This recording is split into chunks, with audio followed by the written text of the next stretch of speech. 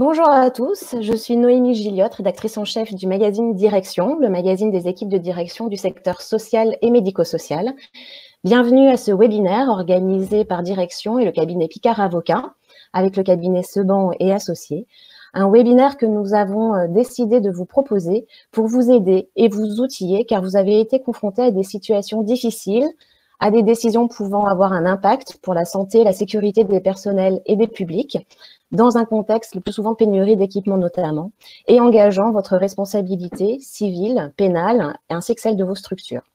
Alors, pour vous éclairer ce matin et sécuriser vos pratiques, deux intervenants.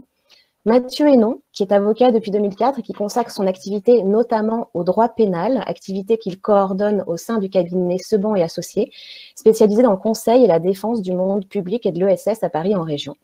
Quant à Stéphane Picard, il est fondateur et associé gérant du cabinet Picard Avocat, dédié aux organisations à but non lucratif de l'économie sociale et solidaire, et il intervient sur tous les volets du droit du travail, contentieux, conseil, formation. Alors, après chaque intervention, ils répondront à vos questions que vous pouvez poser dans l'onglet questions et non pas dans l'onglet chat. Attention, donc à votre droite. N'hésitez pas non plus à répondre au sondage dans l'onglet sondage qui pourra orienter les interventions et webinaires futurs. Vous pouvez ainsi nous soumettre les sujets qui vous intéresseraient.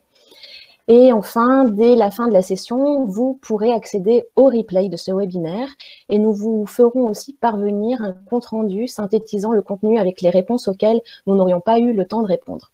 Et bien sûr, les intervenants restent à votre disposition par la suite par mail. Alors voilà pour le cadre. Je laisse tout de suite la parole à Stéphane Picard qui va se concentrer sur la responsabilité civile de l'employeur. C'est à vous, Stéphane.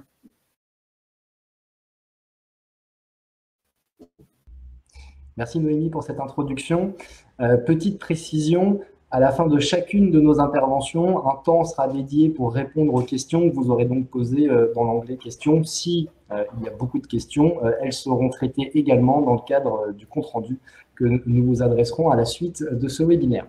Donc deux parties. Première partie, responsabilité civile de l'employeur. Deuxième partie, responsabilité pénale des organisations. Ma première partie va se découper en trois séquences. La première, le fondement juridique de cette responsabilité civile pour l'employeur. La deuxième, évidemment, comment appréhender cette obligation et cette responsabilité de l'employeur dans le contexte que nous avons connu et que nous connaissons encore aujourd'hui. Troisième temps, les enjeux de la responsabilité, évidemment, en matière de contentieux judiciaire. Donc, première partie, quel est le fondement de la responsabilité civile de l'employeur ?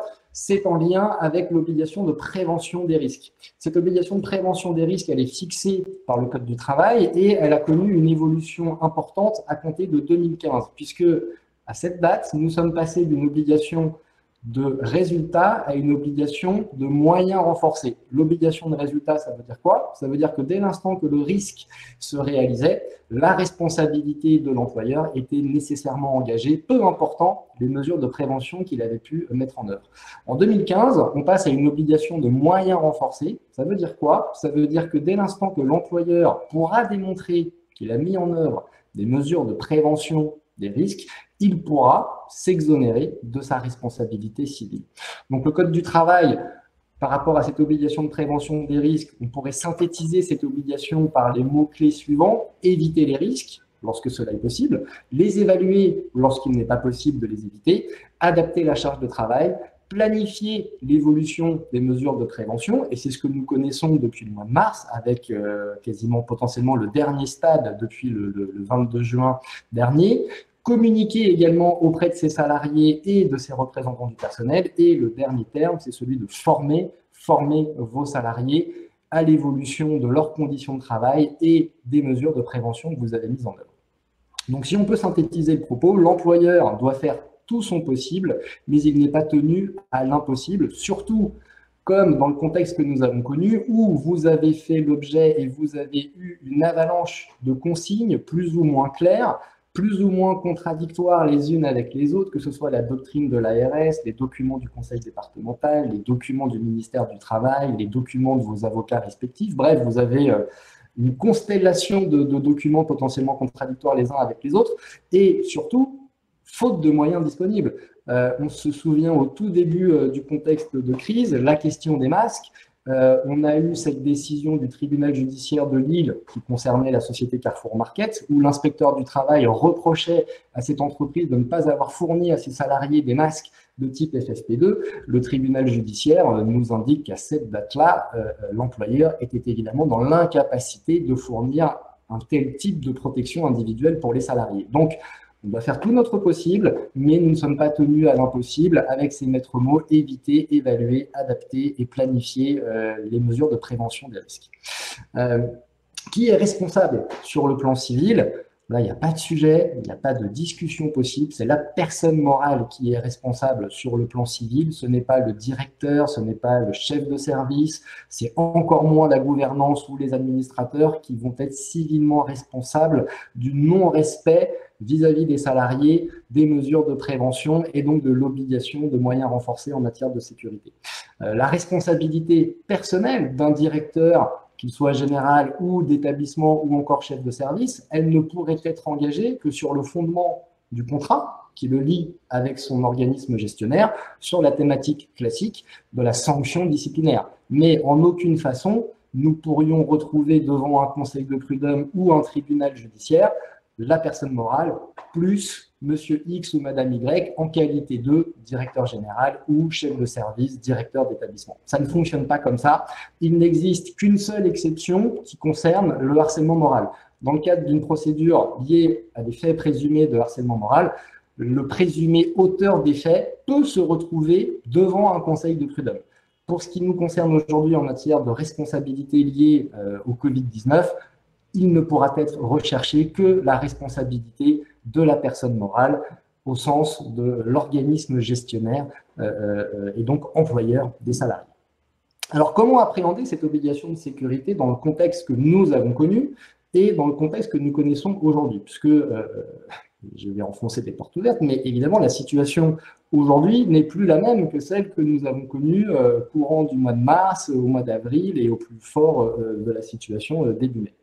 Donc, on est toujours aujourd'hui face à votre obligation de sécurité, qui est donc une obligation de moyens.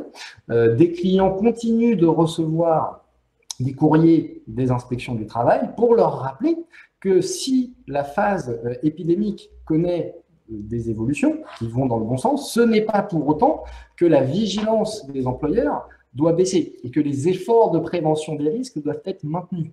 Donc évidemment, cette situation de comment appréhender cette obligation va naturellement dépendre de votre activité, de votre exposition au risque. Il n'y a pas de package qui nous permettrait de vous dire « vous avez fait telle ou telle chose », nous avons la certitude que votre responsabilité civile ne sera pas engagée. C'est une appréciation au cas par cas. On va évidemment demander plus de choses à une association gérant des centaines d'établissements par rapport à une association gérant mono-établissement avec un budget beaucoup moins significatif que celle d'une association en gérant plusieurs centaines. Donc on est vraiment sur une appréciation au cas par cas. Et cette appréciation au cas par cas, elle entraîne quoi? Elle entraîne notamment une insécurité juridique, puisqu'évidemment, elle va être laissée, je parle de vos mesures de prévention, laissée à la libre appréciation des autorités, sans mauvais jeu de mots, en première ligne, l'inspection du travail, ou demain, des juridictions, conseils de prud'homme, tribunaux judiciaires, notamment en matière de faute inexcusable. Donc c'est vraiment une appréciation au cas par cas que vous avez dû et que vous allez réaliser en matière d'évaluation des risques au travers de quel document? C'est évidemment le document unique d'évaluation des risques professionnels que vous avez, j'imagine, et c'est une des questions qui vous est posée dans le sondage, mis à jour régulièrement. Pour reprendre une formule que les praticiens du droit connaissent un peu, le DURP, c'est un document vivant, c'est-à-dire qu'il n'est pas figé dans le temps et à mesure que les phases de l'épidémie se développent, votre DURP doit refléter l'évolution des conditions de travail et des mesures de prévention que vous avez mises en œuvre. Je rappelle aussi que le DURP et sa mise en œuvre n'est pas conditionné à une question d'effectif. Toutes les associations qui sont aujourd'hui connectées ont nécessairement mis en place ou devraient nécessairement mettre en place un DURP. Ce DURP, quelles sont les thématiques? Évidemment, celle du Covid. Vous avez certainement dû apprécier cette question-là, tant en matière d'exposition que de contamination. Je ne vais pas développer ce point-là, mais je vais plutôt aller sur le volet des risques psychosociaux. Attention à ce que votre DURP prenne bien en compte la question des risques psychosociaux, notamment liés à l'isolement des salariés. Et on pense évidemment au télétravail, puisque j'imagine que beaucoup d'entre vous ont connu ou ont mis en place le télétravail dans vos différentes organisations. Donc cet aspect-là et le retour en présentiel doit nécessairement faire l'objet d'une mise à jour de votre DURP. On a eu une décision très récente qui concerne le groupe Moniteur. Le groupe Moniteur, c'est question de la presse. On a eu une ordonnance le 17 juin dernier, donc il y a quelques jours, du tribunal judiciaire de Nanterre, qui vient nous dire notamment, puisque l'ordonnance qu'on vous communiquera fait plusieurs dizaines de pages, elle vient notamment nous dire que l'employeur n'a pas appréhendé la question du télétravail dans le cadre de son DURP ou de son plan de reprise d'activité. Donc n'oubliez pas cet aspect-là, télétravail, en lien par exemple, avec les risques psychosociaux qu'on peut aussi évaluer au titre du retour sur le terrain dans un contexte dégradé. On pense par exemple aux éducateurs, à la prévention spécialisée, qui ont pu réaliser des prestations en télétravail, qui demain vont se retrouver potentiellement de nouveau sur site, par exemple dans les cités ou dans telle ou telle ville. On pourrait évidemment avoir pour ces salariés des craintes de revenir dans un contexte dégradé lié à la présence toujours effective de ce virus en France. Troisième temps, c'est celui de la réorganisation des tâches. Évidemment, la réorganisation des tâches, lorsqu'elle a été nécessaire au plus fort de l'épidémie, et si elle perdure demain, devra également faire l'objet d'une attention particulière au titre des risques psychosociaux. On vous communiquera dans le cadre du compte-rendu une proposition de DURP intégrant notamment les risques liés au Covid. Petit rappel aussi sur ce point-là, l'évaluation des risques doit se faire par unité de travail. C'est-à-dire que ce n'est pas un DURP pour l'ensemble d'une personne morale, sauf à considérer que cette personne morale est mono-établissement ou mono-service. Sinon, vous allez devoir décliner votre DURP en autant d'unités de travail que vous avez de sites géographiques ou d'activités assurés par l'association. Comment vous avez construit ce DURP qui est, pour peut-être certains d'entre vous, un document toujours un peu obscur, une espèce de tâche administrative sur laquelle on doit revenir tous les ans, il est certain que vos représentants du personnel, et en premier lieu le comité social économique, il doit être associé à la mise à jour, à la construction de ce document unique d'évaluation des risques. Il en va de même pour une éventuelle commission santé, sécurité, conditions de travail, si toutefois elle existe au sein de votre structure. On se rappelle, c'est pour les associations qui ont plus de 300 salariés.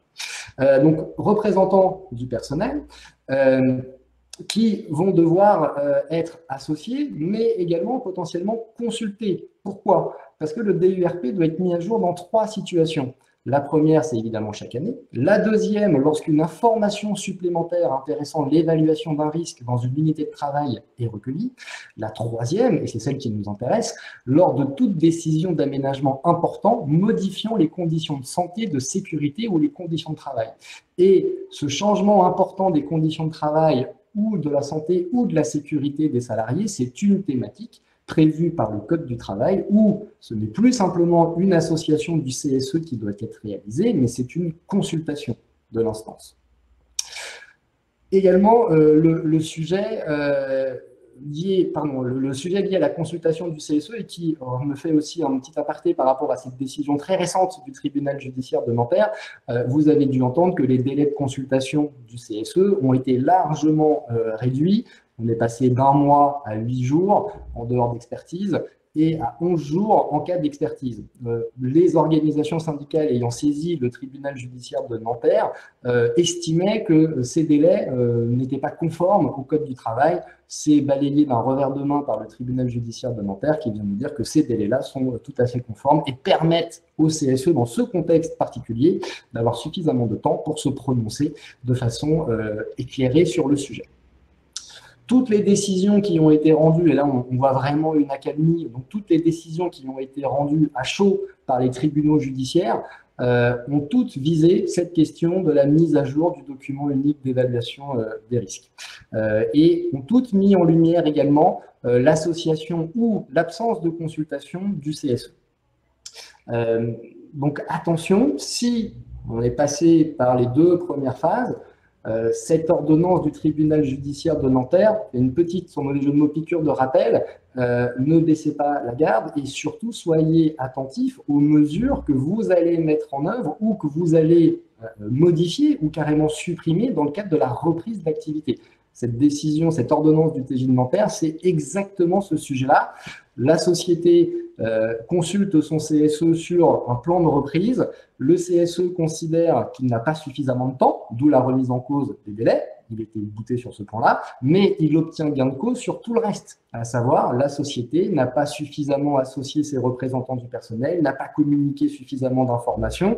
Vous en prendrez connaissance, c'est très éclairant par rapport à la période qui nous occupe aujourd'hui. Ne baissez pas la garde, pour reprendre une expression employée par le Premier ministre assez récemment. Donc, premier interlocuteur, vos représentants du personnel. Deuxième interlocuteur pour continuer la mise à jour de ce document vivant qui est le DURP, c'est évidemment vos managers intermédiaires, vos chefs de service, vos directeurs d'établissement sont naturellement les plus à même à vous faire remonter les éventuelles difficultés ou interrogations liées à la reprise effective de la prestation de travail au sens reprise effective sur site, en présentiel, puisqu'évidemment les salariés en télétravail sont considérés comme des travailleurs normaux. Troisième bloc d'interlocuteurs que vous avez certainement dû solliciter durant cette période, le médecin du travail, l'ARACT ou l'ANACT qui a fait énormément de webinaires ou de documents, ne pas oublier de les solliciter, y compris en matière d'aide.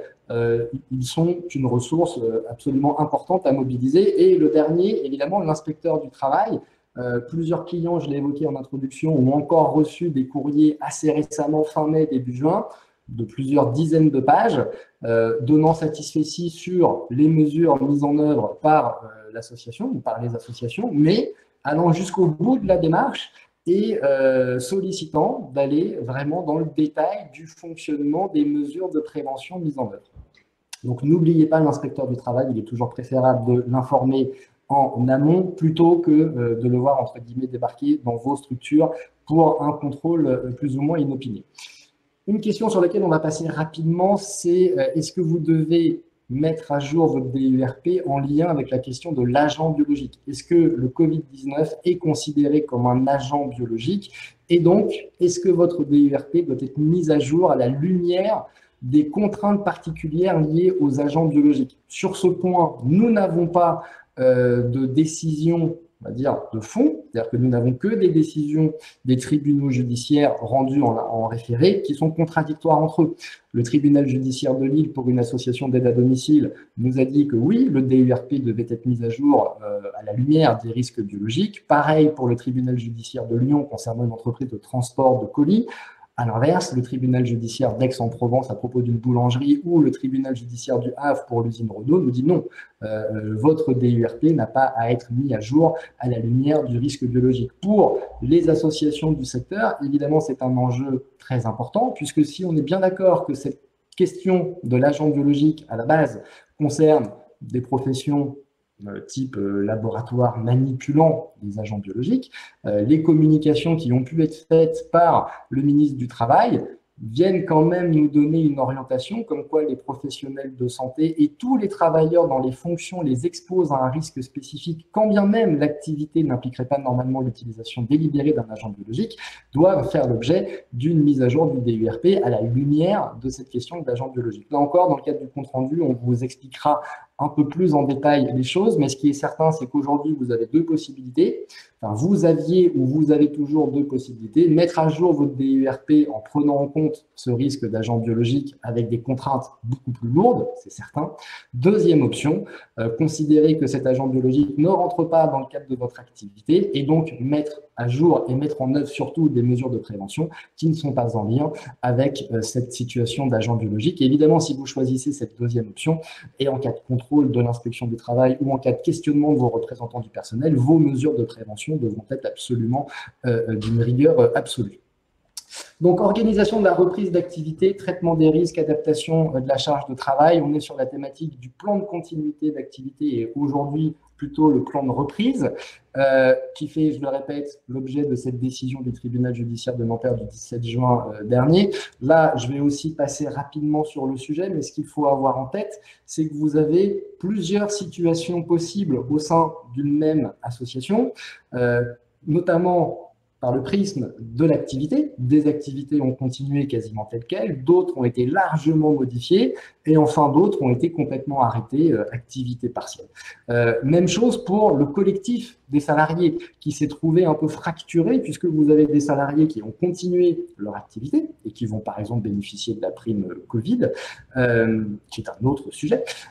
Les salariés ont donc soit été sur le travail, soit certains ont été en télétravail, d'autres ont été en activité partielle, et enfin, autre dernière partie, ceux qui ont été en arrêt maladie avec ces fameux arrêts de travail dérogatoires liés à une personne vulnérable ou liés à la garde d'enfants lorsque les écoles n'étaient pas ouvertes. C'est encore un autre sujet, puisque vous savez que depuis lundi, les écoles sont dorénavant réouvertes, et nous savons que plusieurs clients, et je pense que ici présents également, reçoivent toujours des attestations de salariés concernant l'impossibilité de mettre leur enfant à l'école. Donc, trame de PCA, vous avez certainement dû avoir ces documents-là, mais on vous les communiquera également dans le cadre du compte-rendu. La DGSS a proposé des grilles. Ça va venir évidemment alimenter votre document unique d'évaluation des risques. Ce plan donc, de reprise d'activité pourrait aussi concerner les bénévoles et les usagers. Vous pourrez évidemment vous référer au protocole de déconfinement. La petite actualité quand même sur tout ce qui est fiche métier et tout ce qui a pu être diffusé par le ministère. Le Conseil d'État a rendu une décision très récemment, non pas comme on a pu le lire un peu partout pour venir dire que ces fiches métiers n'ont absolument aucune valeur, mais pour venir dire qu'elles n'ont aucune valeur indicative et qu'il allait quand même contrôler la régularité de ces fiches métiers. On vous communiquera aussi cette décision du Conseil d'État, tout comme on vous communiquera, même si ça date un peu à l'échelle de la situation que nous vivons, mais la Société française de médecine du travail a diffusé le 10 mai dernier, ça paraît une éternité, un document de recommandation concernant le retour au travail dans le cadre du contexte épidémique. Donc, adaptation de la charge de travail, je l'ai évoqué. Attention, il y a également eu, entre guillemets, une fracture du collectif. Là, vous avez pu décider unilatéralement de placer tel ou tel salarié en situation de télétravail sans lui demander quoi que ce soit et sans avoir mis en œuvre une charte télétravail ou un accord télétravail. Se pose évidemment aujourd'hui la question du retour de ces télétravailleurs en présentiel, et beaucoup de questions nous sont posées aujourd'hui au cabinet sur est-ce qu'il est pertinent aujourd'hui de s'interroger sur la pérennisation du télétravail, ou à tout le moins pour encadrer le télétravail avec toutes les questions qui vous ont certainement été posées pendant cette période, que ce soit en lien avec les frais exposés par le salarié dans le cadre de ce télétravail ou dans le cadre d'éventuels accidents du travail qui seraient intervenus au domicile du salarié. Donc là, il y a beaucoup de questions qui sont posées sur est-ce que je profite de cette situation pour pérenniser ou en tout cas encadrer le recours au télétravail. Se pose aussi la question des fameux kits de reprise que vous avez certainement dû remettre ou que vous envisagez de remettre aux salariés dans le cadre de votre plan de reprise d'activité. Ce plan peut prévoir et doit prévoir, à mon sens, ces fameux kits de reprise qui sont et qui ont été discutés devant les tribunaux judiciaires avec un satisfecit, là encore, des décisions et des différents tribunaux, avec quand même une réserve, notamment pour l'une d'entre elles, où on est venu nous dire c'est bien de prévoir ce kit, c'est mieux de prévoir des mesures d'adaptation, de formation pour comprendre comment vous allez devoir utiliser, vous, salariés, les fameux équipements de protection individuelle. Là, petit aparté, il y a également eu une communication qui a été faite très récemment par le ministère du Travail sur ces fameux EPI, dont on se rappelle que l'introduction nécessite la consultation du CSE. Est-ce que les masques de type FFP1, FFP2, FFP3 sont des EPI? La réponse est évidemment oui. Est-ce que les masques de type chirurgicaux ou les masques réalisés par telle ou telle association dans le cadre d'une reconversion rapide d'activité, est-ce que l'on considère que ce sont des EPI? La réponse est non. Alors évidemment, derrière tout ça se pose la question de si je n'ai pu fournir à un instant T que des masques chirurgicaux ou des masques réalisés sur les patrons qui ont été proposés, notamment, alors de mémoire c'est l'ARACT ou l'ANACT, je me trompe peut-être de source, se pose la question de est-ce que j'ai quand même satisfait à mon obligation de sécurité, qui, on se le rappelle, est une obligation de moyens. Donc, si vous vous souvenez ce que je vous ai indiqué en introduction, ce n'est pas parce que vous avez communiqué ce type de masque que votre responsabilité civile sera nécessairement engagée. Il faudra évidemment démontrer qu'à l'époque, vous n'étiez pas en capacité, malgré vos demandes, de fournir à vos salariés des masques de type FFP1, FFP2 et évidemment FFP3. La place du manager, évidemment, est importante. Beaucoup d'associations ont mis en place un référent Covid-19. La question se pose aujourd'hui de comment le mettre en place, quelles sont ses missions, qui doit-il être? Est-ce que c'est un représentant du personnel, un peu comme le référent harcèlement sexuel, agissement sexiste? Est-ce que c'est un représentant de l'employeur, de la direction générale? Le sujet est ouvert, mais beaucoup d'associations se sont lancées dans la mise en œuvre de ces référents. Évidemment, il faut faire attention à un point, ce référent Covid ne va pas endosser la responsabilité d'un quelconque risque civil concernant les mesures de prévention mises en œuvre par l'employeur. Donc, référent Covid, c'est une piste à explorer et encore aujourd'hui.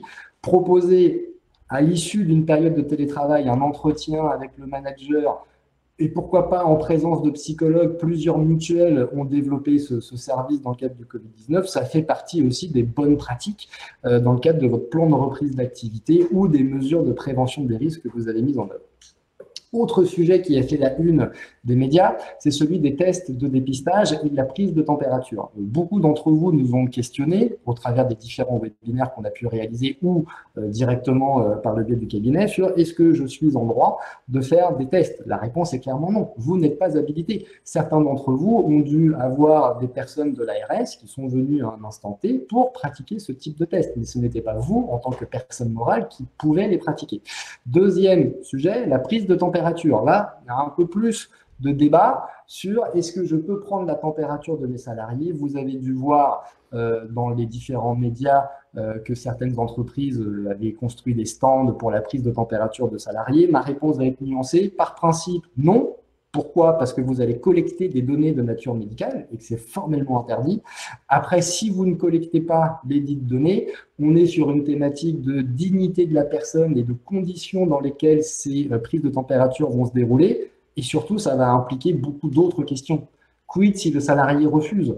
Qu'est-ce que je fais si le salarié a de la fièvre? Je le renvoie chez lui, je le mets à pied à titre conservatoire, je le dispense d'activité. Donc, ce sujet-là nécessite de se poser et de réfléchir à toutes ces implications. Mais par principe, retenez que dès l'instant qu'il y a une collecte de données médicales, c'est formellement interdit à destination de l'employeur. Troisième temps de mon intervention, et j'en aurai terminé, les enjeux de la responsabilité. Deux types de contentieux classiques. Le contentieux à chaud qu'on a connu avec le juge des référés. Et je ne peux pas vous dire que cette période-là est terminée. Pour preuve, décision toujours du tribunal judiciaire de Nanterre, 17 juin, c'était il y a quelques jours. Donc, ce contentieux existe toujours et continuera d'exister, notamment dans le cadre de la reprise d'activité en présentiel. Et les contentieux, on va dire, à froid, qui sont les contentieux que vous connaissez, savoir les contentieux devant notamment le Conseil de prud'homme pour obtenir une indemnisation, soit autonome, soit en lien avec un éventuel licenciement. Petit aparté, beaucoup d'associations nous ont sollicité sur est-ce que je peux engager une procédure de licenciement vis-à-vis de salariés qui ne respectent pas les mesures de prévention et de sécurité que nous avons mises en place. Donc, on pourrait tout à fait imaginer demain des contentieux soit autonomes, soit en lien avec une rupture pour obtenir une indemnisation du préjudice. Pourquoi pas aussi des demandes de prise d'acte ou de résiliation judiciaire du contrat de travail sur le fondement du manquement de l'employeur à son obligation de sécurité. Dernier sujet sur cette partie, c'est celui de la reconnaissance de la maladie professionnelle. Vous avez peut-être entendu dans les médias très récemment qu'il y avait eu un peu de mouvement par rapport à ce sujet qui avait été évoqué au tout début de la crise par le Premier ministre, reconnaissance automatique en maladie professionnelle. On a eu le 16 juin dernier le gouvernement qui a un petit peu communiqué sur le sujet et on se pose encore plein de questions sur est-ce qu'on va devoir modifier le tableau des maladies professionnelles, ce qui nécessite de respecter une procédure bien particulière et relativement longue.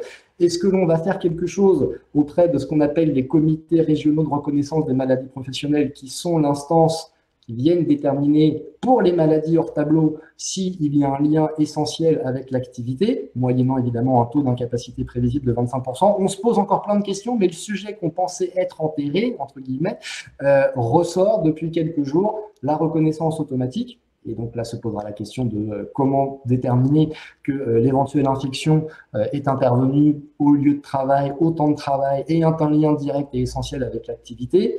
Sachez que le sujet est toujours présent et on annonce un décret dans les prochains jours, ce qui fait aussi écho à ce que vous avez certainement dû lire pour ceux qui sont financés par l'ARS, l'instruction du 5 juin, l'annexe 10, qui vient de dire pour le personnel public qu'il y a quasiment un lien automatique entre les arrêts maladie sur telle période et la présence du Covid. Dernier point, c'est évidemment la preuve, puisque si vous avez mis en place l'ensemble des mesures de prévention que nous avons évoquées, c'est un départ, mais il est impératif que vous constituez un document ressource avec l'ensemble des mesures que vous avez mises en œuvre, que ce soit évidemment le DURP, mais aussi les alertes que vous avez pu faire auprès de vos autorités de tarification, que les demandes qui sont restées sans réponse, il est impératif que vous vous constituez ce type de dossier, et ce sera le mot de la fin en ce qui me concerne. Si demain, votre responsabilité civile est recherchée, votre avocat devra nécessairement produire des pièces. Si nous n'avons pas de pièces, là pour le coup, il y aurait quasiment une automaticité dans le cadre de votre condamnation sur ce point. J'en ai terminé. Je vais laisser la parole maintenant à Noémie pour les éventuelles questions qui seraient posées. On a un temps de 10 minutes à peu près pour continuer sur ces échanges-là et ensuite Mathieu Helmont reprendra la parole. Noémie, je vous laisse reprendre la main. Merci beaucoup Stéphane. C'est pas moi qui vous appelais pour vous dire que votre temps était écoulé. Donc voilà, n'hésitez pas à poser vos questions dans l'onglet questions. En attendant, alors une première, Françoise Touvenot, en mars, une association a avisé ses clients pour dire que tout était arrêté. Le chômage partiel a été imposé à la plupart des salariés du terrain. Est-ce que c'était un cas de force majeure?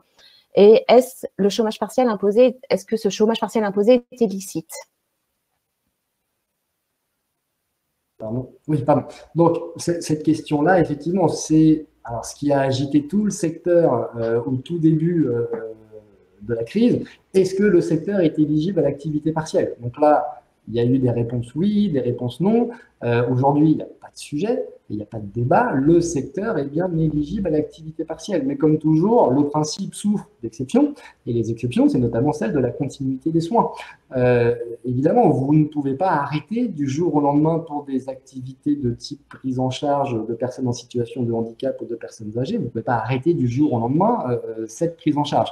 Pour les activités d'aide à domicile, le sujet est différent. C'est-à-dire que si vous avez eu une instruction de votre financeur en mode « vous arrêtez votre activité », on est évidemment dans un cas d'activité partielle. Il n'y a aucun problème par rapport à ça. Donc, je relis la question. Une association a avisé ses clients aidés pour dire que tout était arrêté. Le chômage partiel a été imposé à la plupart des salariés.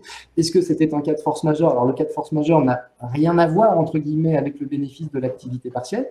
Est-ce que le chômage partiel imposé est illicite? Des informations que nous pouvons là avoir dans cette question-là, pour moi, la réponse est oui. C'est-à-dire que l'activité partielle se décline soit au niveau de l'association, soit d'un établissement de l'association, soit, et c'est les dernières évolutions, alors qui datent un peu du mois de mars et d'avril, même de façon individuelle, moyennant un avis conforme du CSE. Donc, pour répondre à la question de Madame Touvenot, à mon sens, pas de difficulté avec les informations qui nous sont communiquées concernant cette activité partielle. Alors, une autre question, quid des petites associations qui n'ont pas de CSE? Est-ce qu'elles doivent prendre des décisions unilatérales, faire leur job seul ou avec le médecin du travail? Ou comment associer les salariés? Alors, effectivement, pour les petites associations qui ne seraient pas dotées de CSE, donc on se rappelle que le CSE est obligatoire à partir de 11 salariés, donc c'est vraiment des toutes petites associations. Comme je l'ai indiqué en introduction, le DURP n'est pas soumis à une condition d'effectif.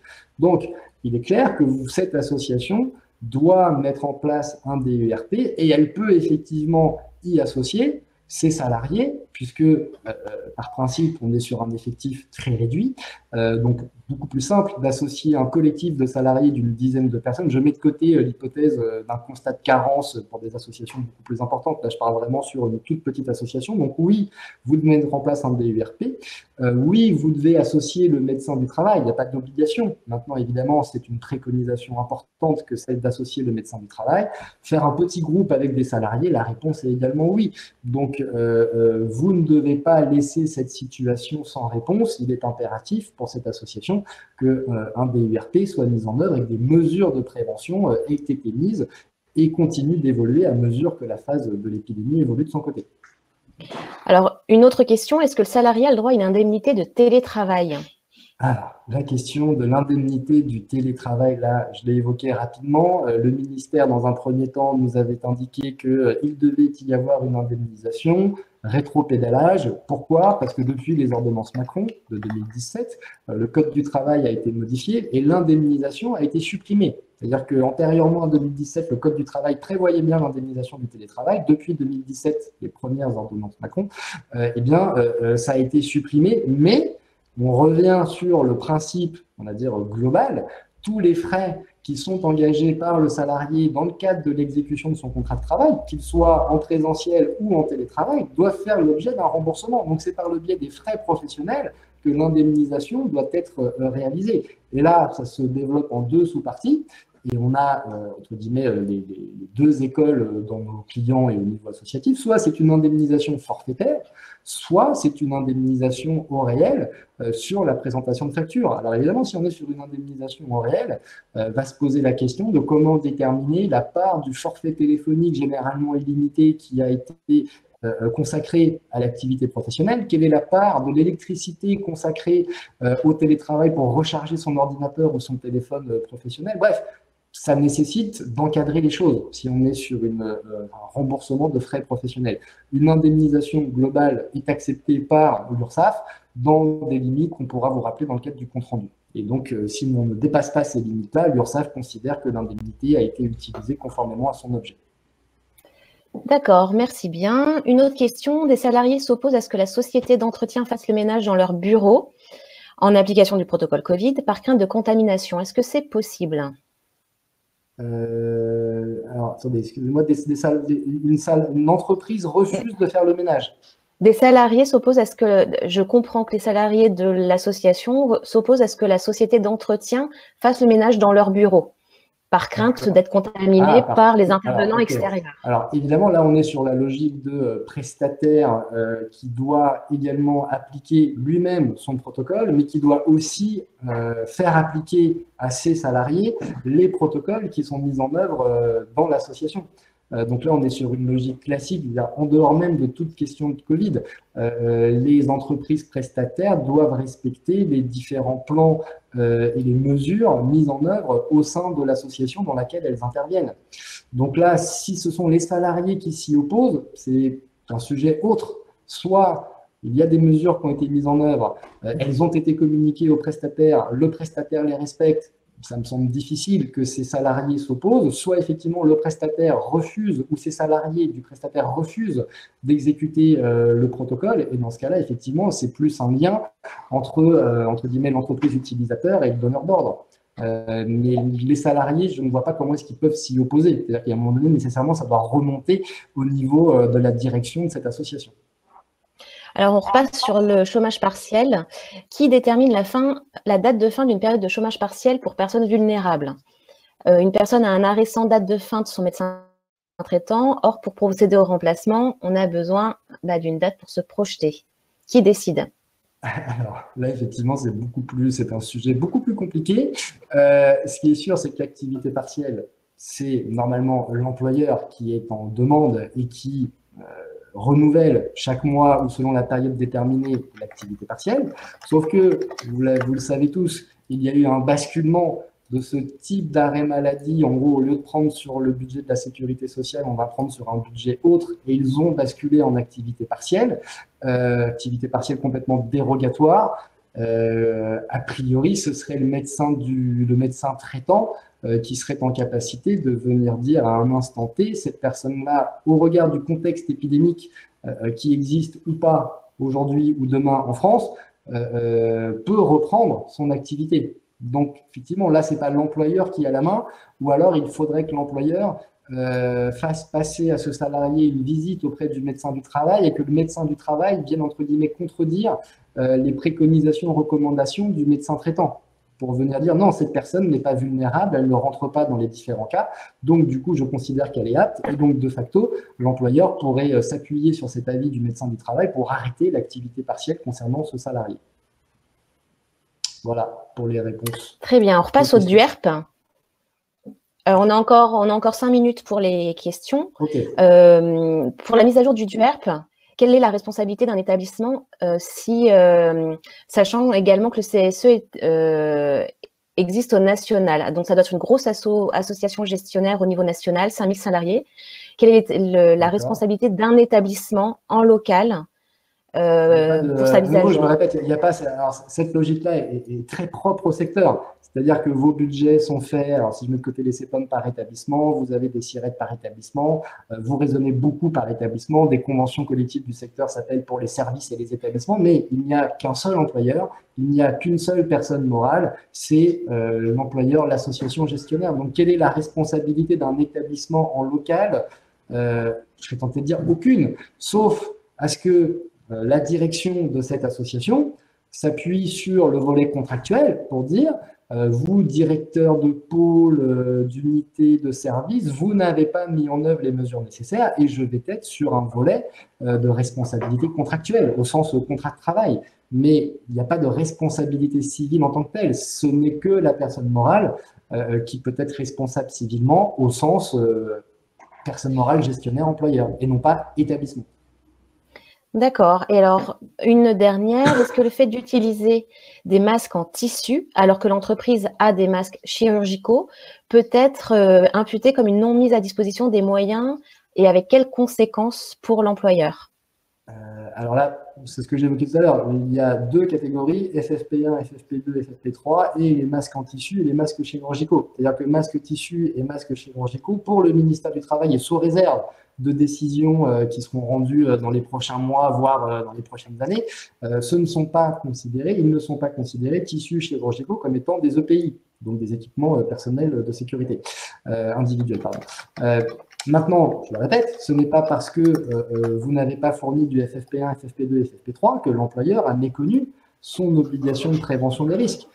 Si l'employeur démontre qu'il n'avait que ces outils-là à disposition, qu'il a fait la demande auprès de l'ARS de tel ou tel fournisseur et que personne ne lui a jamais répondu, on est exactement dans le cas de figure que j'ai évoqué tout à l'heure et que Mathieu va reprendre ensuite. C'est à dire, vous avez mis en œuvre des démarches, l'employeur, je reprends ma formule, doit faire tout son possible mais n'est pas tenu à l'impossible. Donc, je ne vais pas vous dire que l'employeur qui a proposé des masques chirurgicaux ou des masques en tissu a méconnu son obligation en matière de sécurité dès l'instant qu'il n'était pas en capacité de fournir autre chose.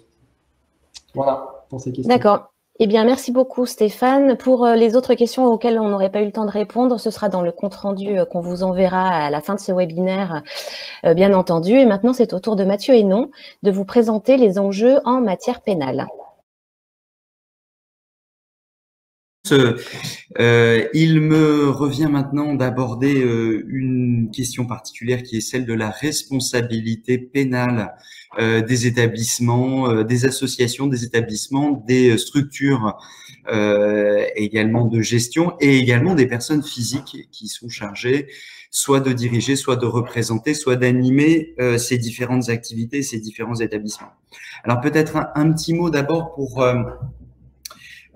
préciser peut-être une chose que vous avez tous en tête, mais qui mérite quand même quelques développements au tout début de cette intervention. Il a été question lors de l'intervention de Stéphane Picard de la responsabilité civile de l'employeur. Peut-être dire quelques mots de ce qui rend différent la responsabilité civile de la responsabilité pénale. La responsabilité civile a une visée principalement indemnitaire, éventuellement contractuelle, mais surtout indemnitaire. L'idée est d'indemniser les conséquences préjudiciables d'un dommage, dommage qui a pour support soit un contrat, soit des obligations extra-contractuelles. Et donc, c'est cette problématique de responsabilité civile qui va concerner la question indemnitaire.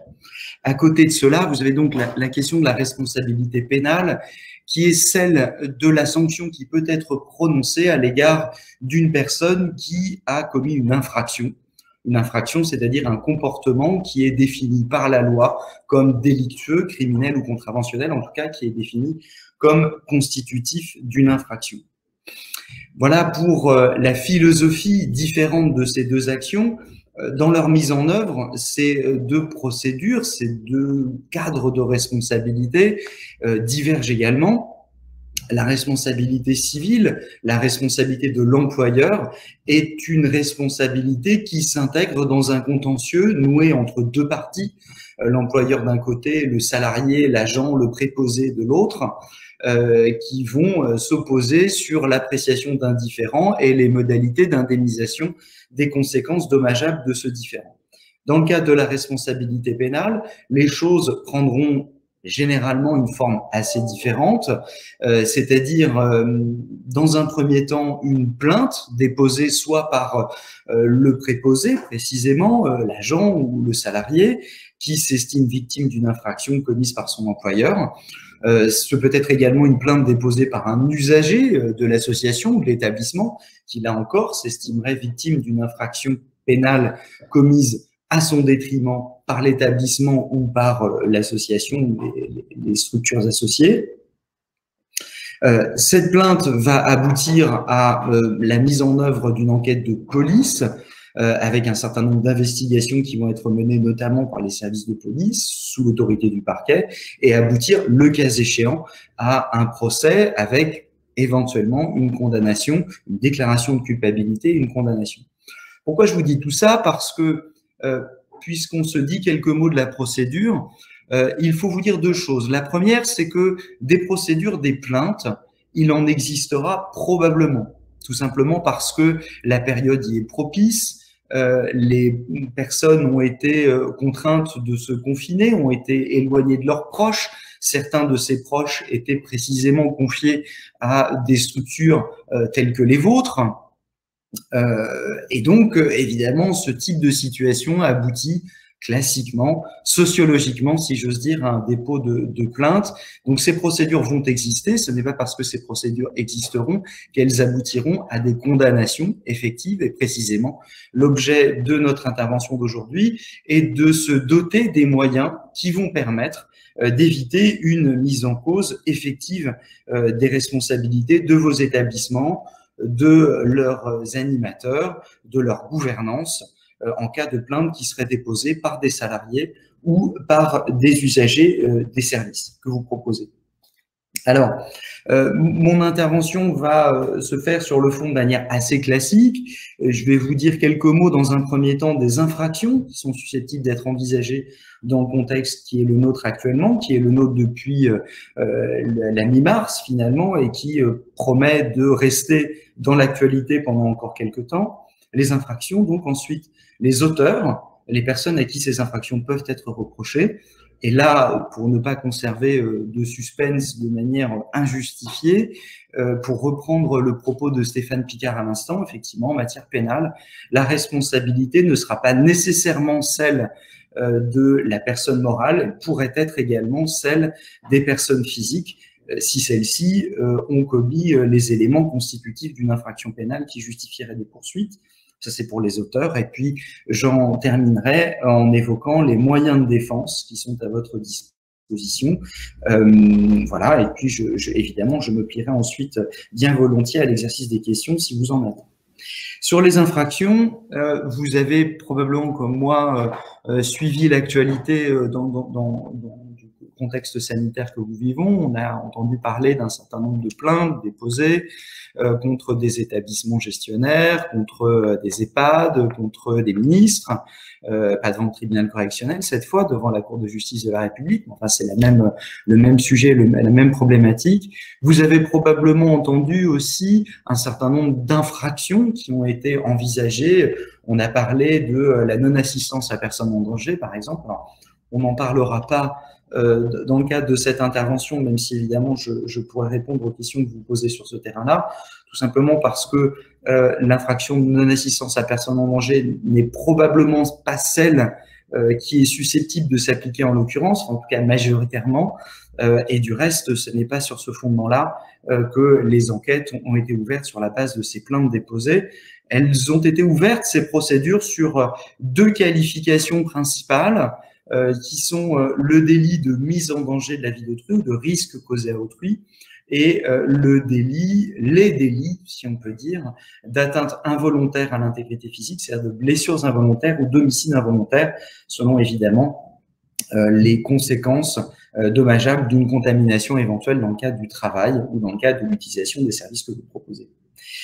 Je vais dire aussi quelques mots, et je vais le faire tout de suite, comme ça les choses seront faites, d'une autre infraction qui n'est pas strictement liée à la problématique sécuritaire et sanitaire, si j'ose dire, mais qui est plutôt liée aux différentes obligations qui pèsent sur vous en tant qu'employeur au titre du droit du travail, des obligations qui ont été posées tout à l'heure par Stéphane Picard, notamment des obligations qui tiennent au devoir qui est le vôtre de solliciter, d'associer, d'informer les organismes représentatifs du personnel et notamment le CSE et également l'ensemble des organisations professionnelles que vous pouvez avoir en interne. Juste pour vous rappeler que le délit d'entrave est une infraction qui est infraction volontaire prévue par le Code pénal, qui est destinée à sanctionner le fait de tout comportement, même en réalité, qui est destiné à faire obstacle au fonctionnement régulier des instances représentatives du personnel, que cette atteinte soit directe ou indirecte. Donc, vous reprenez l'ensemble des obligations et devoirs qui pèsent sur l'employeur et qui ont été évoqués par Stéphane Picard à l'instant, et vous pouvez considérer que le fait de faire obstacle à ces différents devoirs, à ces différentes mesures qui vous sont imposées, est susceptible de constituer le délit d'entrave. Je n'en dirai pas plus pour le moment, évidemment, on pourra y revenir dans le cadre des questions qui seront posées à l'instant si vous le souhaitez. J'en viens maintenant à ce qui concerne vraiment la question sanitaire aujourd'hui. Le cœur de notre intervention, c'est celle des risques et de la contamination auxquels pourraient être sujets des salariés, des préposés, des usagers de vos structures. Alors d'abord, un mot du risque causé à autrui, de la mise en danger de la vie d'autrui, c'est la même chose, hein, c'est exactement la même infraction. Le risque causé à autrui, la mise en danger de la vie d'autrui sera une infraction qui pourra être retenue dans l'hypothèse d'un risque, mais d'une absence de contamination. C'est-à-dire qu'évidemment, la ligne de démarcation entre les qualifications de risque causé à autrui et de blessure et d'homicide involontaire, c'est l'existence d'une contamination effective avec une atteinte physique avérée aux salariés, portée aux salariés ou à l'usager qui sont prévus. Si il n'y a pas eu d'atteinte à l'intégrité physique, eh bien, on sera plutôt dans la qualification de risque causé à autrui. Alors, cette qualification de risque causé à autrui ou de mise en danger est définie par l'article 223-1 du Code pénal. Ça, c'est pour les puristes qui souhaitent avoir le texte en tête. Classiquement, cette infraction est constituée de deux éléments. Un premier élément qui a trait à la faute, puisqu'il ne s'agit pas uniquement de réprimer un risque, mais surtout de réprimer une faute dont on va évoquer la nature dans quelques instants, qui est à l'origine de ce risque. Et puis par ailleurs, autre élément constitutif de l'infraction, il faut un risque d'une particulière gravité que nous allons évoquer également dans un deuxième temps. Pour ce qui est de la faute de mise en danger est définie par le texte comme la violation manifestement délibérée d'une obligation particulière de sécurité ou de prudence prévue par la loi ou le règlement. Fermez les guillemets, c'est dans ces termes précis, exacts, que le texte définit la faute de mise en danger, celle qui, si elle est avérée, pourrait engager la responsabilité pénale de son auteur au titre de l'infraction de risque causé à autrui ou de mise en danger de la vie d'autrui. Chacun des mots qui sont utilisés par le texte pour définir cette faute ont leur importance. Il s'agit d'une violation manifestement délibérée, d'une obligation particulière de sécurité ou de prudence et de nature légale ou réglementaire. La première chose, donc, c'est qu'il faut une obligation de sécurité. N'importe quelle obligation qui est susceptible, si elle a été méconnue, d'entraîner la responsabilité de son auteur sur le terrain de l'infraction que nous évoquons maintenant, c'est bien une obligation qui doit être de sécurité. Elle doit être par ailleurs de nature légale ou réglementaire. C'est important de le souligner parce que vous avez, comme moi, vu fleurir auprès des différentes organisations professionnelles, auprès des autorités de tutelle, des préconisations, des directives, des suggestions, pour ceux qui maîtrisent l'anglais, des Q&A, des foires aux questions, absolument tout ce qu'on veut, qui a préconisé un certain nombre de comportements. Pour autant, ces comportements qui sont suggérés, préconisés, ne sont pas de nature légale ou réglementaire. Elles ne reposent pas, elles ne tiennent pas à un texte voté par le Parlement, en gros, ou décidé par le pouvoir réglementaire qui s'appliquerait à tous de manière aveugle, si j'ose dire, et impérative. On n'est pas dans une nature légale ou réglementaire, donc la méconnaissance, à supposer qu'il y ait méconnaissance de ces suggestions, préconisations, n'est pas susceptible de constituer cette faute de mise en danger de la vie d'autrui. Et puis le dernier élément de la faute, c'est qu'il faut que cette obligation de sécurité légale ou réglementaire ait été délibérément méconnue. C'est-à-dire qu'il faut l'avoir connue et il faut avoir choisi de la méconnaître. Vous constaterez avec moi que l'étiage, le niveau de la faute requise pour constituer cette infraction est quand même relativement important et donc n'importe qui ne pourra pas tomber dans cette qualification pénale-là dont les applications restent au demeurant relativement, disons, faible en jurisprudence, mais évidemment, il est difficile à ce stade d'estimer le niveau de cette application, l'application de cette infraction dans le cas de la crise sanitaire que vous vivez. Je vous parlais de la faute de mise en danger. Je vous ai indiqué qu'il y avait deux éléments constitutifs de cette infraction. Un mot du deuxième élément, ça ne sera qu'un mot finalement, puisque pour qu'il y ait délit de mise en danger ou de risque causé à autrui, il faut cette faute de mise en danger et il faut que cette faute de mise en danger ait exposé autrui à un risque immédiat de mort ou d'atteinte grave à l'intégrité physique d'autrui.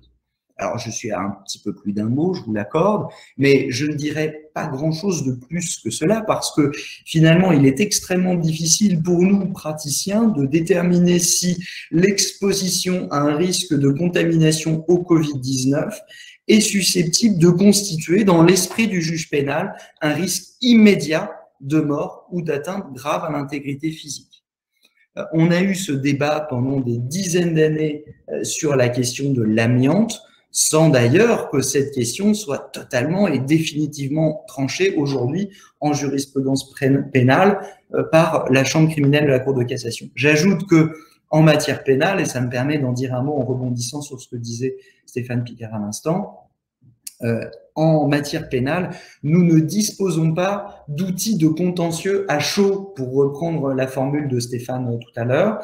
Il n'y a pas de procédure de référé en matière pénale. Donc, nous sommes en train de parler de questions qui vont être soumises au juge pénal même pour le juge de première instance, même pour le tribunal correctionnel, probablement dans plusieurs années. En tout cas, plusieurs mois et très probablement plusieurs années.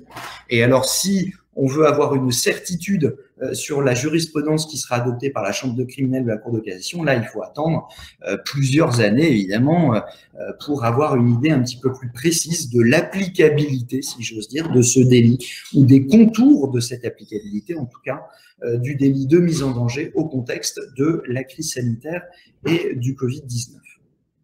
Voilà pour l'infraction de risque causé à autrui, de mise en danger de la vie d'autrui, même infraction, deux éléments constitutifs, cette faute d'une vigueur particulière et cette conséquence, ce risque qui ne peut pas être un risque quotidien, courant, commun, qui doit être un risque immédiat de mort ou d'atteinte grave à l'intégrité physique.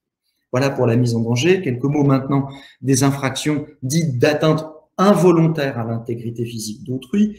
Je veux évoquer par là la question des blessures involontaires et de l'homicide involontaire. Blessures involontaires et homicide involontaire, sur le plan conceptuel, c'est, en tout cas juridiquement, c'est exactement la même chose. C'est le même fonctionnement. Ces infractions fonctionnent de la même manière.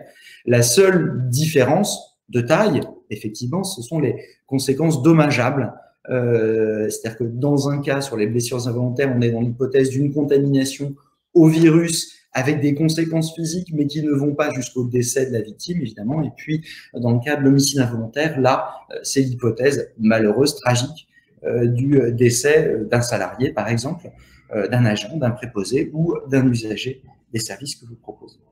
Voilà pour la ligne de démarcation entre blessure et homicide involontaire. J'en viens maintenant à la mécanique de ces infractions. On va lever un petit peu le capot, si j'ose dire, et voir comment tout cela fonctionne.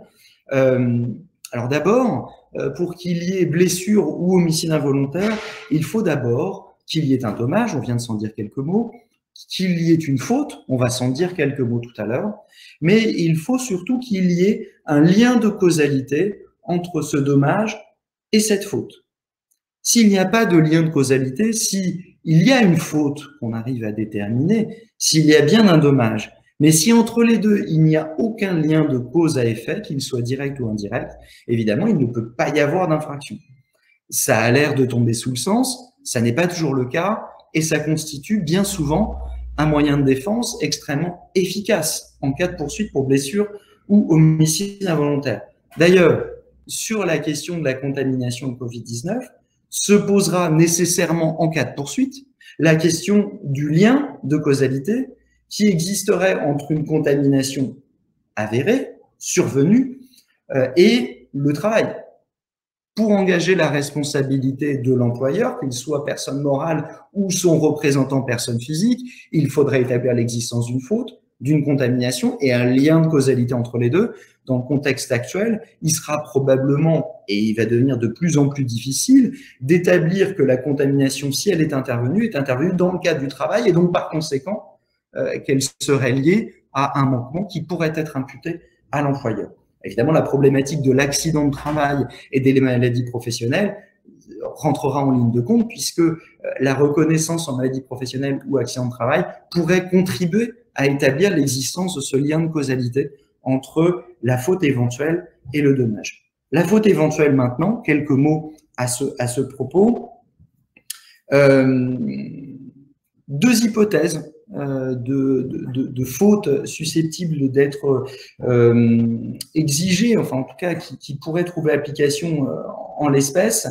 Si l'idée est de poursuivre ou de faire un reproche ou de renvoyer devant le tribunal correctionnel la personne morale, l'association par exemple, ou un organisme, l'organisme que vous dirigez, doté de la personnalité morale, eh bien la faute qui sera exigée pour engager la responsabilité pénale de cette personne morale sur le terrain des blessures ou de l'homicide involontaire sera une faute simple.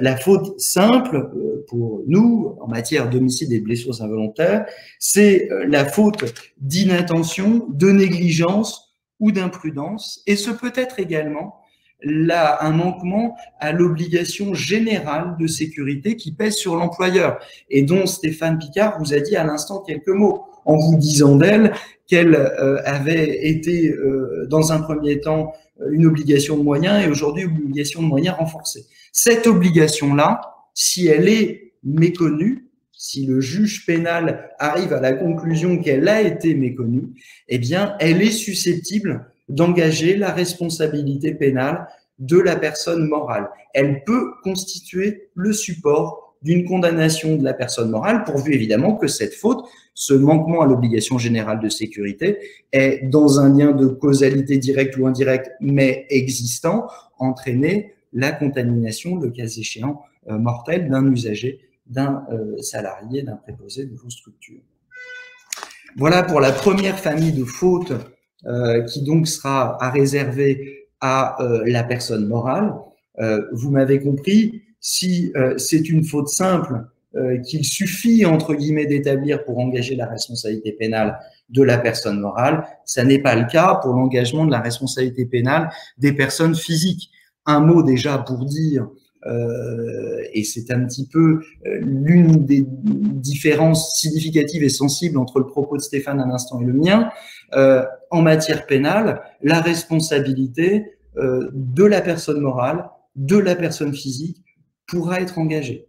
Dès lors que la personne morale ou la personne physique ont commis les éléments constitutifs de l'infraction qu'on est en train d'évoquer maintenant, et celle qu'on avait évoquée tout à l'heure de mise en danger ou même de délit d'entrave, eh bien, la personne qui a commis les éléments constitutifs, qui a commis cette faute, pourra engager sa responsabilité pénale personnelle, qu'elle soit personne morale ou personne physique. En revanche, s'il s'agit d'engager la responsabilité pénale de la personne physique, là, les éléments de la faute requis seront plus importants. La faute exigée pour engager comme condition d'engagement de la responsabilité pénale d'une personne physique pour homicide ou blessures involontaires est beaucoup plus lourde. Elle est soit un petit peu comme la faute de mise en danger, même exactement comme la faute de mise en danger, une violation manifestement délibérée d'une obligation particulière de sécurité ou de prudence prévue par la loi ou le règlement. Je n'y reviendrai pas puisqu'on en a dit quelques mots dans le cadre de la faute de mise en danger, mais c'est exactement la même nature de faute, le même contenu, donc une faute lourde, grave, compliquée à établir. Et l'autre hypothèse pour engager la responsabilité pénale de la personne physique sur ce fondement, c'est celle de ce qu'on appelle nous la faute caractérisée, c'est-à-dire la faute caractérisée exposant autrui à un risque d'une particulière gravité que l'auteur ne pouvait ignorer. C'est l'idée de la faute lourde, de la faute évidente, de la faute grossière qui pourra engager la responsabilité pénale de cette personne physique. L'idée du législateur, disons-le entre nous, l'idée du législateur, c'était de rendre plus simple l'engagement de la responsabilité pénale de la personne morale que l'engagement de la responsabilité pénale de la personne physique. Ça nous met tous un petit peu de baume au cœur quand même. Les fautes exigées pour l'engagement de cette responsabilité seront considérablement plus importantes. Je vous avais indiqué au début de mon intervention que j'allais vous dire quelques mots des auteurs à qui ces infractions pourraient être reprochées. J'en ai déjà dit quelques mots. J'ai finalement un peu défloré le sujet à l'instant, donc je vais être très rapide. À la différence de la responsabilité civile, la responsabilité pénale peut être retenue à l'égard de la personne morale comme de la personne physique. La personne morale au titre d'agissements qui auraient été commis par son représentant, des agissements qui seraient fautifs et qui seraient constitutifs de l'une des infractions que nous venons d'évoquer à l'instant. Et j'ajoute que il est possible d'engager alternativement la responsabilité pénale de la personne morale et de la personne physique, mais les deux peuvent également être engagés cumulativement. On peut avoir au titre de la même faute un engagement de la responsabilité pénale de la personne morale et de la personne physique au titre des actes qu'elle a commis au nom de la personne morale précisément.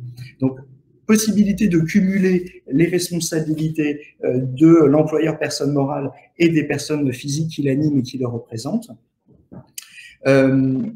J'en viens immédiatement parce que le temps en passe et je parle beaucoup, je vais laisser un petit peu de temps aux questions. Un mot tout de même des éléments et des moyens de défense qui pourraient être utilement développés dans le cadre, à l'occasion de poursuites éventuelles sur les fondements que nous venons d'évoquer. Un mot parce que je souhaite attirer votre attention sur l'absolue nécessité de documenter tout ce que vous avez fait pendant la période. Depuis le mois de mars, notamment certains d'entre vous ont vu tout ou partie de leur personnel continuer leur mission parce que mission essentielle, même si c'était des missions exercées en mode dégradé, moins nombreux, moins de missions à réaliser, il y avait quand même un maintien de ces missions. Donc depuis le début du confinement, mais également aujourd'hui. Je suis absolument certain, je n'ai absolument aucun doute sur le fait que vous avez mis tout en œuvre pour assurer la sécurité de vos salariés, de vos usagers. Ça, c'est absolument certain, je n'ai pas de doute là-dessus. L'important, c'est d'être en mesure de le prouver et de l'établir en documentant ces actions que vous avez réalisées. Dans le délit d'homicide et de blessures involontaires, il y a la notion de diligence normale. C'est une notion qui est incluse dans le texte d'incrimination et qui nous dit que même lorsqu'on a commis une faute, même lorsque ces fautes répondent aux conditions posées par le texte, qu'elles ont causé un dommage, eh bien, on peut exonérer l'auteur de cette faute de sa responsabilité pénale dès lors qu'il établit qu'il a adopté le comportement d'une personne normalement diligente. Et c'est cette notion de diligence normale, cette référence à un comportement d'une personne qui a fait tout ce qu'elle pouvait faire dans le contexte au regard des moyens dont elle disposait, de la connaissance qu'elle avait de la situation. Je n'en dirai pas beaucoup plus, mais Stéphane, vous avez indiqué par exemple le fait que avoir mis en œuvre des mesures qui ont échoué, c'est important. Oui, c'est important. On peut avoir tendance aujourd'hui, le temps passant, tendance à se dire bon bah ça, on a essayé de le faire le 18 mars, ça n'a pas marché, j'ai pas gardé les papiers. Si, il faut les garder. Surtout, il faut garder, documenter ces diligences que vous avez accomplies, même si elles n'ont pas pu être menées jusqu'à leur terme. Voilà la grande alerte et le grand signal que je voulais vous adresser. Constituez ces éléments de preuve, gardez-les.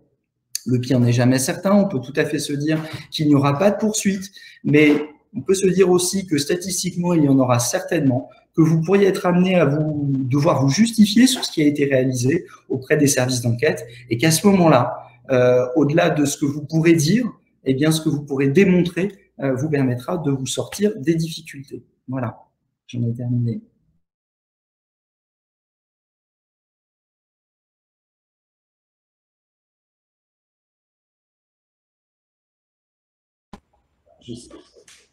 Ouais, on a perdu Madame Gilliot. Question. Qui a la charge de la preuve du lien de causalité? Alors, de manière générale, de manière générale, dans le cadre de la responsabilité pénale, la procédure pénale, je vous le disais, hein, c'est pas un contentieux noué entre deux personnes. Hein, chacun n'est pas tenu de prouver la responsabilité de l'autre.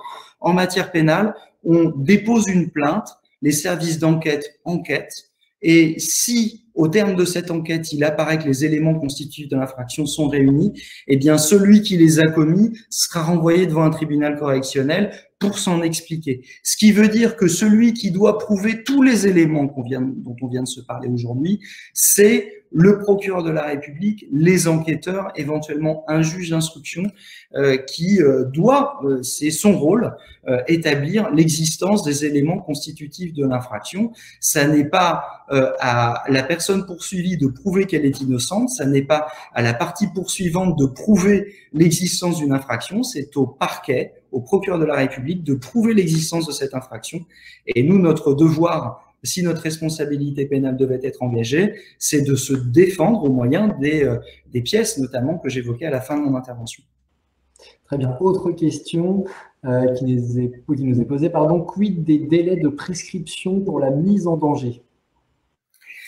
Alors, la prescription, c'est pour la mise en danger comme pour l'homicide involontaire et les blessures involontaires. C'est une prescription à un délai de 6 ans qui s'applique. Hein, on est en matière correctionnelle, en matière délictuelle. Avant, c'était 3 ans. Si certains d'entre vous ont encore en tête le délai de 3 ans, ça a changé depuis la loi Urvoas il y a 3 ans maintenant. Et le délai de prescription a été porté à 6 ans. 6 ans à compter de la commission de l'infraction, et c'est un délai qui peut être également reporté dans le cadre d'une infraction occulte ou dissimulée, mais là, en l'occurrence, on n'est pas dans ce sujet-là. Mais si si la personne qui a posé cette question avait en tête de dire combien de temps il faut croiser les doigts avant de pouvoir penser à autre chose, malheureusement, le temps qu'il faudra conserver en croisant les doigts risque d'être un petit peu long. Donc, c'est pour ça, c'est toute l'utilité plutôt d'anticiper ce risque en se disant qu'il n'arrivera pas, une fois de plus, parce que le pire n'est jamais certain, voilà. Et puis en plus, on va avoir probablement un certain nombre de plaintes, mais bon nombre de ces plaintes, de mon point de vue, du point de vue du praticien, vont aboutir à des décisions non-lieu de classement sans suite. Donc au bout d'un moment, ce contentieux va finir par s'épuiser. Mais tout de même, c'est important, parce que c'est maintenant qu'il faut le faire, c'est important de conserver la trace des actions que nous avons menées dans le cadre de dans la période. Autre question, quelles sont les responsabilités en matière pénale des présidents d'associations? Alors, les responsabilités pénales des présidents d'associations sont exactement les mêmes que les autres. Vraiment, le point essentiel en matière de responsabilité pénale, c'est un principe constitutionnel, hein, le principe de personnalité de la responsabilité pénale. C'est celui qui a commis les infractions en est responsable. On ne peut pas être responsable du fait d'autrui. je ne peux pas, moi, en tant que président d'association, être responsable personnellement d'actes commis par un de mes préposés. C'est le préposé qui sera responsable pénalement de ce qu'il a commis et le cas échéant, si on reconnaît à ce préposé la qualité de représentant de la personne morale, il pourrait engager la responsabilité pénale de la personne morale. En revanche, pour le président ou pour les administrateurs, leur responsabilité pourrait être engagée, certes, mais sous réserve qu'ils aient commis les éléments constitutifs de l'infraction, des infractions que nous avons évoquées à l'instant. Autre question. Si est-ce que vous m'entendez à nouveau? sont contaminés, ceci pourrait-il être considéré comme une preuve de contamination? Je pense que ça fait écho à la première question avec le lien de causalité. Oui, bien sûr. Le procureur, les services de police qui vont mener l'enquête vont, comme on dit chez nous, entre guillemets, se fonder sur un faisceau d'indices. Sauf à établir, je sais pas, par exemple, vous avez, si c'est un gardien d'immeuble qui a été confiné dans son logement, qui lui a été attribué pour nécessité absolue de service, par exemple, pendant la période de confinement dont il n'a pas bougé, de ce lieu, ça sera compliqué de dire que finalement cette contamination, si contamination il y a, serait absolument sans rapport avec l'exercice du service et de sa mission. Mais en dehors d'hypothèses comme ça très spécifiques, il y aura un débat sur l'existence de ce lien de causalité et sa démonstration se fera par le biais d'un faisceau d'indices. Si effectivement on a une espèce de cluster au sein d'une structure, ce sont évidemment des éléments qui vont plaider en faveur d'un lien de causalité entre le travail et le dommage si contamination il y a. Mais pour autant, moi il me semble que ça restera un argument en défense extrêmement fort, puisque l'idée, c'est que le lien de causalité doit exister.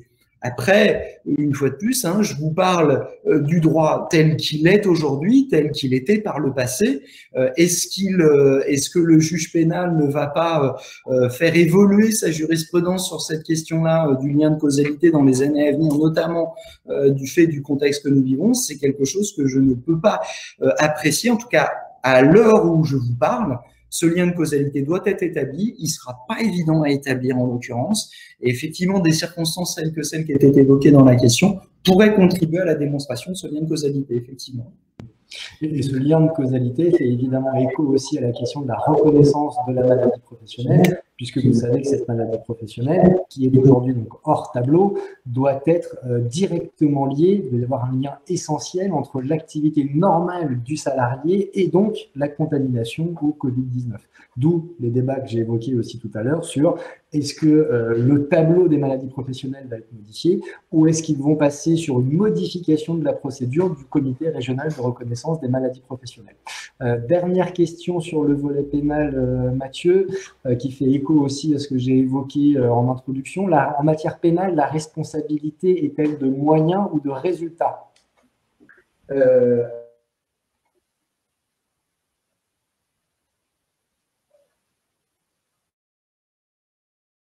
Civile. En matière pénale, on n'a pas cette distinction entre obligation de moyens et obligation de résultat. Là, en l'occurrence, l'obligation est une obligation de sécurité qui doit être soit générale, s'il s'agit d'engager la responsabilité pénale de la personne morale, soit une obligation particulière, c'est-à-dire un mode de comportement circonstancié. Je saisis l'occasion juste parce que je vois qu'il y a une question qui a été posée aussi sur le port des masques et le fait que nos salariés peuvent ne pas porter ces masques alors qu'on leur a demandé de le faire. Est-ce que qui porte cette responsabilité-là, je mets ça en lien avec l'obligation de résultat ou l'obligation de moyens, eh bien, l'obligation de l'employeur dans ce cadre-là, c'est de rappeler la nécessité de porter le masque et de sanctionner les comportements, le cas échéant, si les salariés refusent de porter ce qui est un équipement de protection individuelle, en tout cas pour certains de ces masques. S'il est prévu un port de ce masque pour des raisons de sécurité, il doit être porté. S'il ne l'est pas, il peut y avoir une sanction. Je vous le dis, alors ça c'est plus la partie de Stéphane, mais je vous le dis parce que ça participe justement des mesures qu'on pourra évoquer comme étant celles adoptées par un dirigeant normalement diligent. j'ai fourni à mes salariés des EPI, je leur ai demandé de le porter, je leur ai expliqué comment le porter, et quand ils ne le portaient pas, je sanctionnais. Ça fait partie effectivement des diligences normales qui sont susceptibles de nous sauver en cas de poursuite sur le terrain de l'homicide ou des blessures involontaires. Merci beaucoup Mathieu. Est-ce que vous m'entendez Stéphane? Si la responsabilité pénale au titre de la personne physique est engagée et que cette personne physique a agi au titre de directives données par son employeur personne morale, qu'est-ce qu'il prime? Alors, c'est une question de fait qu'il est assez difficile, il est assez difficile d'y répondre. En l'occurrence, cette question du fait d'avoir suivi les instructions de son supérieur ou de la personne morale n'est pas, disons que ça n'exclut pas la responsabilité pénale de la personne physique par principe. Il y a une vérité, mais ça, c'est même pas uniquement pour le Covid. On a souvent des salariés qui disent oui, ok, je sais, j'ai commis une infraction, mais c'est parce que mon patron m'a demandé. Ça ne change absolument rien à sa responsabilité pénale, sauf à ce qu'il parvienne à démontrer l'existence d'une erreur de droit qui est extrêmement rarement admise en jurisprudence. En gros, vraiment, j'ai pas du tout perçu que ce que je commettais, ce que me demandait de faire l'employeur constituait une infraction pénale, mais on est vraiment dans une hypothèse, je dirais, quasi exotique, tant elle est rarement admise en jurisprudence. Donc, le principe, le fait d'avoir agi sur commande, entre guillemets, n'exclut pas la responsabilité pénale de la personne qui a agi. En revanche, ça a une incidence, c'est que ça peut également engager la responsabilité pénale de la personne qui a donné des instructions pour agir de la sorte et de commettre une faute susceptible de constituer une infraction pénale. Mais le principe, c'est que ça ne change rien. Très bien. Allez, il reste encore suffisamment de temps pour une petite dernière. Ça va être la troisième fois que c'est la dernière question. Des salariés invoquent la mise en danger d'autrui pour eux et pour leur famille. Qu'en est-il? La mise en danger de la vie d'autrui, c'est ce qu'on s'est dit tout à l'heure. C'est le risque causé à autrui, la mise en danger de la vie d'autrui. C'est l'hypothèse d'un risque sans contamination effective avérée. Je considère moi salarié que les conditions de reprise du travail ne m'ont pas permis de travailler dans toutes les conditions de sécurité. Pour que le risque causé à autrui, la mise en danger de la vie d'autrui, une fois de plus, c'est la même infraction. Pour qu'elle soit constituée, il faut établir l'existence, comme je le disais, d'une faute, la violation manifestement délibérée d'une obligation particulière de sécurité ou de prudence légale ou réglementaire.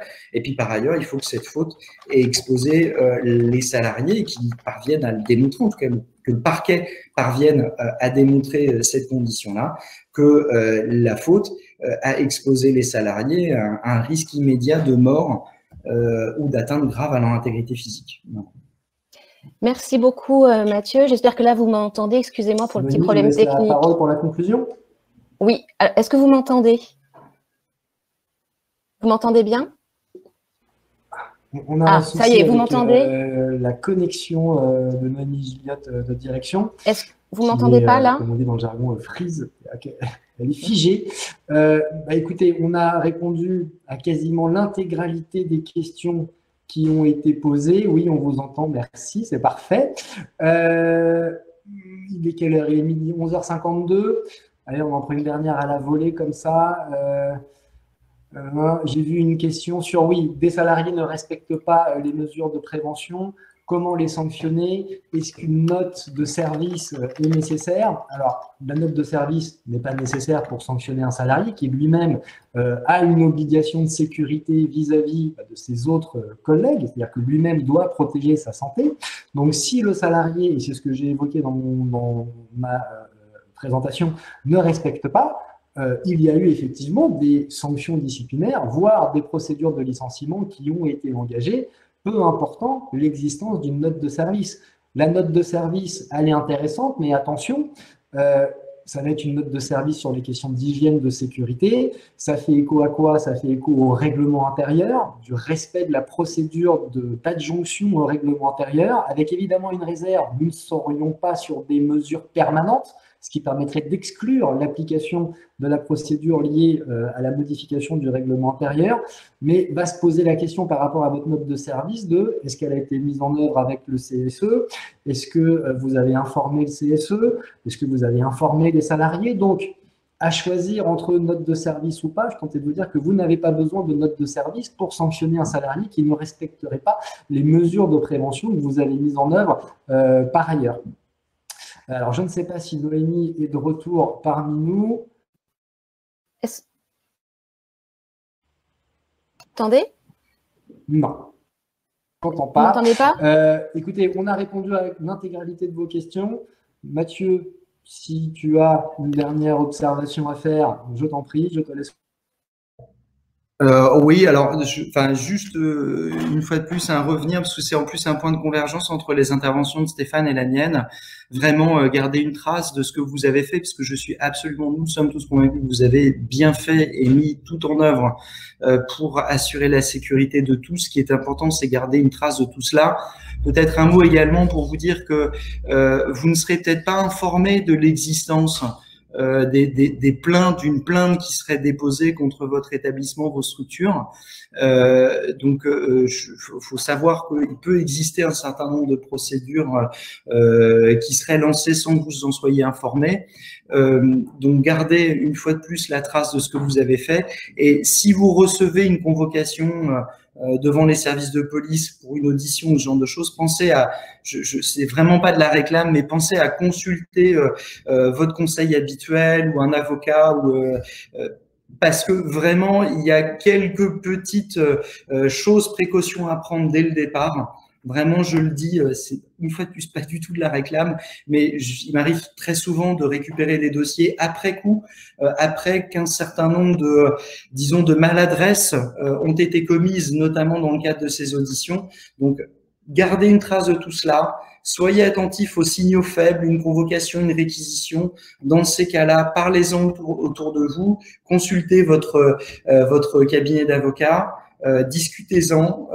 Vraiment, il y a plein de moyens de défense qui existent et il faut les anticiper et s'en prémunir dans le cadre de poursuites. Voilà.